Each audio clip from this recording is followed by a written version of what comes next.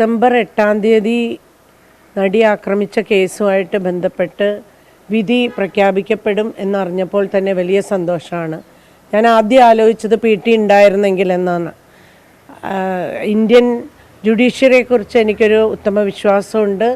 അതുകൊണ്ട് തന്നെ തക്കതായ ശിക്ഷ ഇതിൽ ഇടപെട്ടവർക്ക് ഉണ്ടാവും എന്ന് തന്നെ ഞാൻ വിശ്വസിക്കുന്നുണ്ട്.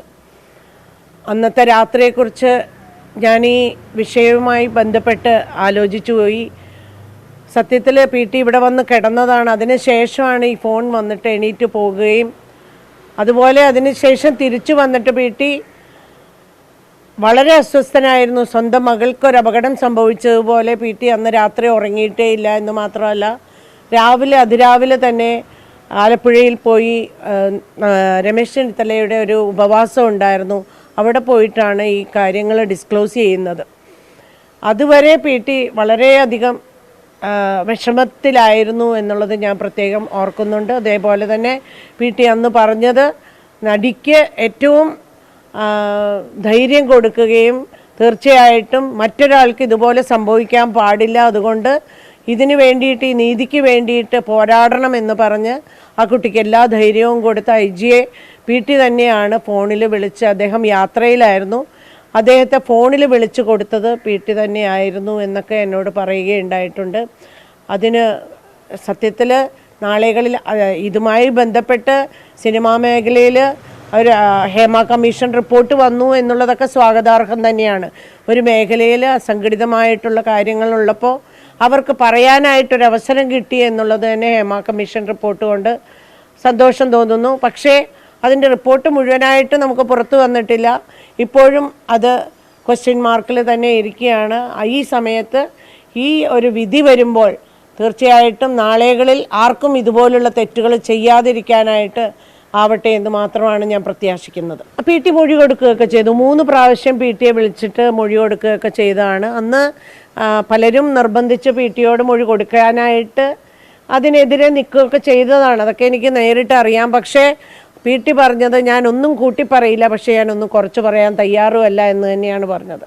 വളരെ സത്യസന്ധമായി PT മൊഴി കൊടുക്കുകയും മൊഴി കൊടുക്കുന്നതിനിടയിൽ തന്നെ ചെറിയ അസ്വസ്ഥതകളൊക്കെ PT എന്നോട് വന്ന് ഷെയർ ചെയ്തിട്ടുണ്ട്. അതൊന്നും ഞാൻ പറയാൻ ആഗ്രഹിക്കുന്നില്ല. ഇന്നില്ലാത്ത PT-യെക്കുറിച്ച് ആരും വിവാദത്തിൽ പെടുത്താനായിട്ട് ഞാൻ ആഗ്രഹിക്കുന്നില്ല എന്നുള്ളത് കൊണ്ട് തന്നെ അത് പറയുന്നില്ല.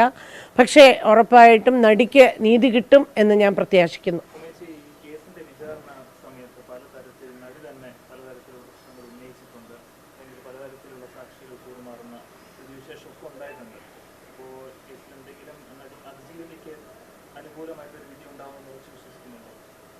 ഞാൻ ജുഡീഷ്യറിയെ വിശ്വസിക്കുന്നുണ്ട് എന്നുള്ളത് കൊണ്ട് തന്നെ അത് അങ്ങനെ അനുകൂലമായി തന്നെ നടിക്ക് അനുകൂലമായി തന്നെ കിട്ടും എന്ന് ഞാൻ പ്രത്യാശിക്കുന്നുണ്ട്. പക്ഷേ ഒരു ആശങ്ക ആ കുട്ടി പ്രകടിപ്പിച്ചിരുന്നു. പ്രത്യേകിച്ച് പൾസർ സുനിയെ പോലെയുള്ള ഒരാൾക്ക് പുറത്ത് പരോളിൽ ഇറങ്ങാനായിട്ടൊരവസരം കൊടുത്തു കഴിഞ്ഞപ്പോൾ എനിക്ക് നീതി കിട്ടുമെന്ന് തോന്നുന്നില്ല എന്ന് ആ കുട്ടി ട്വീറ്റ് ചെയ്തിരുന്നു.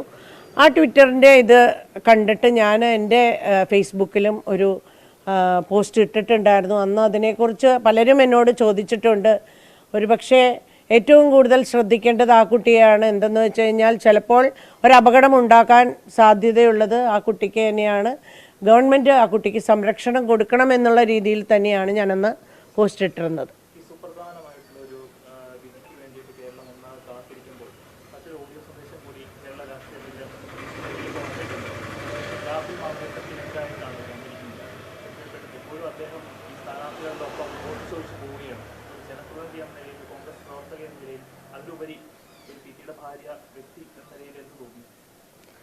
ആ വിഷയമായിട്ട് ബന്ധപ്പെട്ട് എൻ്റെ അഭിപ്രായം ഞാൻ ആദ്യം തന്നെ പറഞ്ഞതാണ്.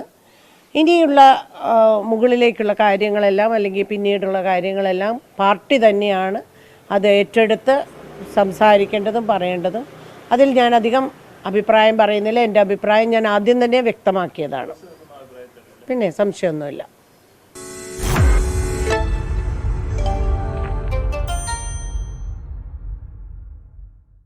ലോകത്തെവിടെയായാലും ഏത് സമയത്തും 24 വാർത്തകളും ഓഗ്മെന്റഡ് റിയാലിറ്റി പാക്കേജുകളും എക്സ്പ്ലെയിനറുകളും വിശദമായി കാണാൻ ഞങ്ങളുടെ YouTube ചാനൽ നിങ്ങൾക്ക് സബ്സ്ക്രൈബ് ചെയ്യാം.